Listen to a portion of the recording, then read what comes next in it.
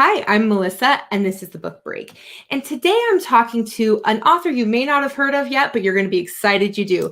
He is the author of an adventure thriller series called The Course of Fate, and his name is Steve Dunn Hanson. Now, before I bring Steve in, we're going to watch a quick trailer about The Course of Fate.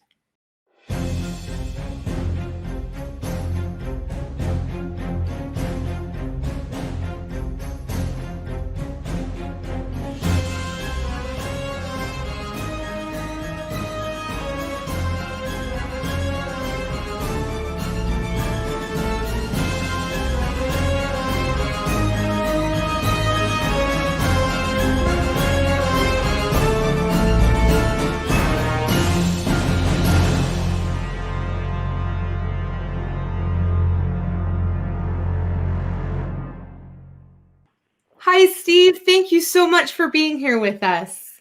Thanks for letting me be here. So I loved the first book in this series. I could not put it down.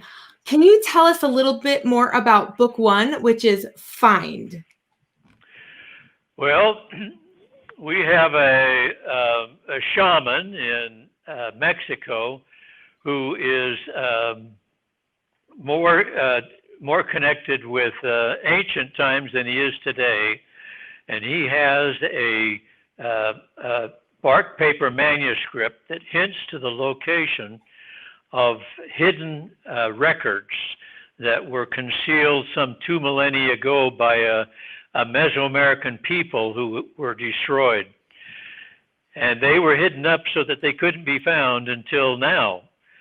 The shaman recruits a professor of archaeology from UCLA who has his own challenges, and he's surrounded by a group of really strange people who intermix and creates quite a challenging situation. They're confronted with dead ends and all kinds of macabre things. Not everyone returns. Yeah. And this archaeologist, he really has 2 questions in mind. Number one is, am I being led by fate? And the second one is, what will we reveal or uncover if we find these things? Yeah. And one of the things I loved is the series is called The Course of Fate. And so you just brought that up now.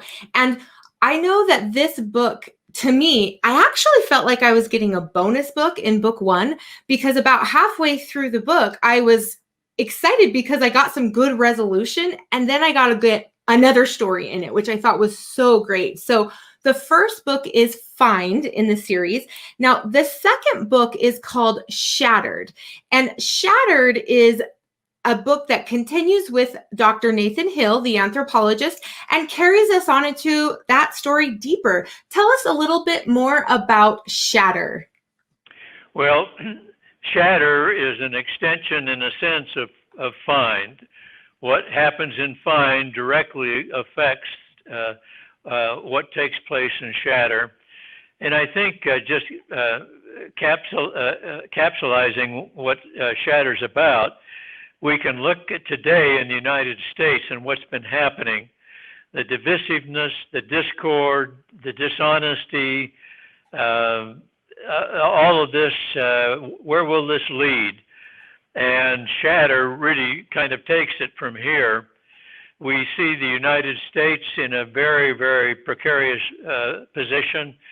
We see Jerusalem in a very precarious position. And we see this both on a micro and a macro level.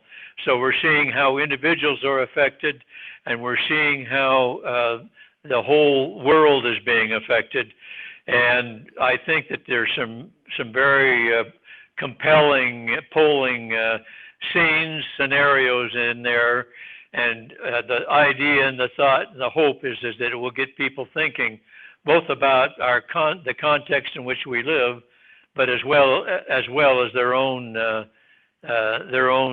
lives. Yeah. And another thing that I really enjoyed about this series is I could tell that you did a lot of research, and this was stuff that I happened to ask one of my friends that is an anthropologist about, and she was like, wow, he clearly researched this. And you must have traveled too. Tell us a little bit about your research process.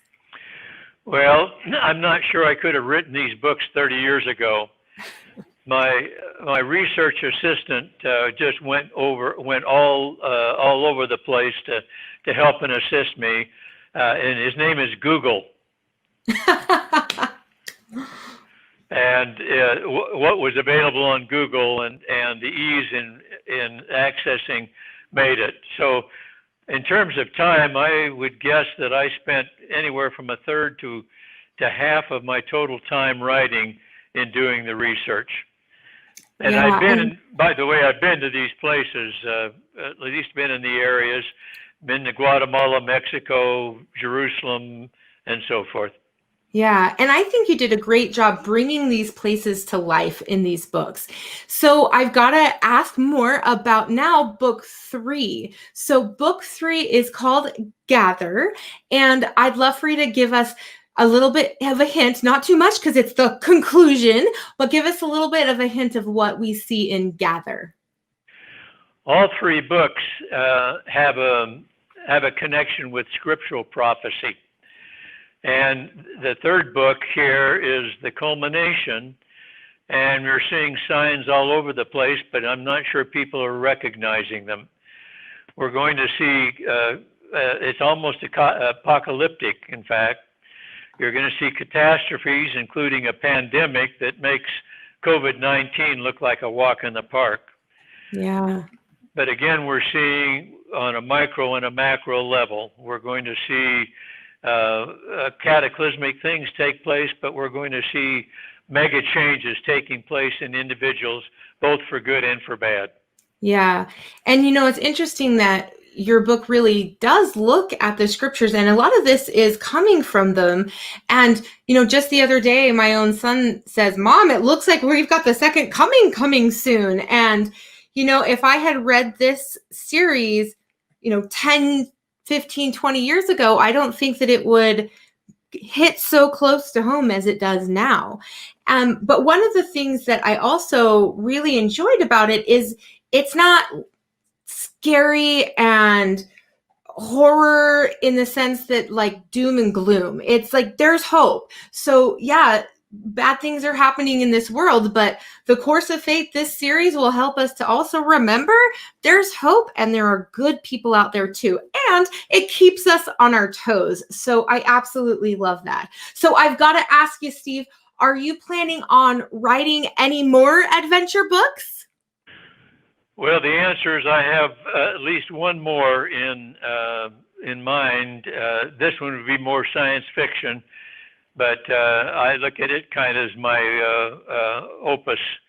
So yes, I have intention of writing more, and if I live another 15 or 20 years, who knows how many I'll produce. Well, I hope you do. That would be great. So thank you so much for joining us, Steve. And we can find your books on Amazon, right? Yes, they're on Amazon, both softcover and ebook. Perfect. Well, thank you so much. And everyone can also check out your website and social media, and we'll put that up on the screen. And everyone, thanks for joining us on the book break. We'll see you next time.